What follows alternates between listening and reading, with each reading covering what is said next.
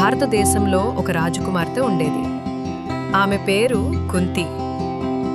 చిన్నప్పటి నుంచే ఆమెకు దేవుడిపై భక్తి ఎక్కువ, మంచి పనులు చేయడం ఇష్టం.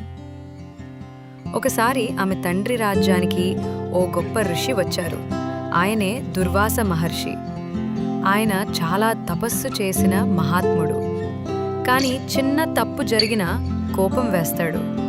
అందరూ భయపడ్డా కుంతి ధైర్యంగా ముందుకొచ్చింది.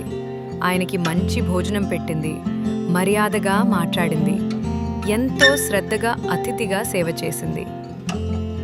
దుర్వాస మహర్షి ఆనందపడ్డాడు.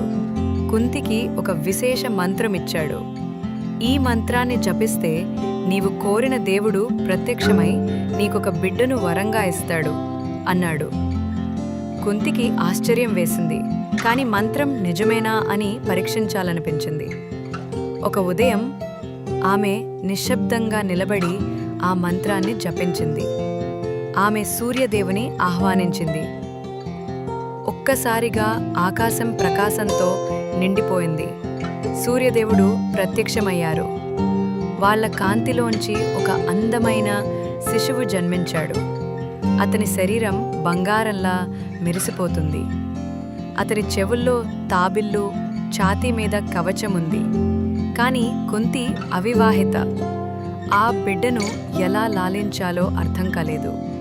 బాధతో కన్నీళ్లతో ఆ బిడ్డను బుట్టలో పెట్టి నదిలో వదిలేసింది. ఆ బిడ్డే సూర్యపుత్రుడు కర్ణుడు. దేవుడిచ్చిన వరం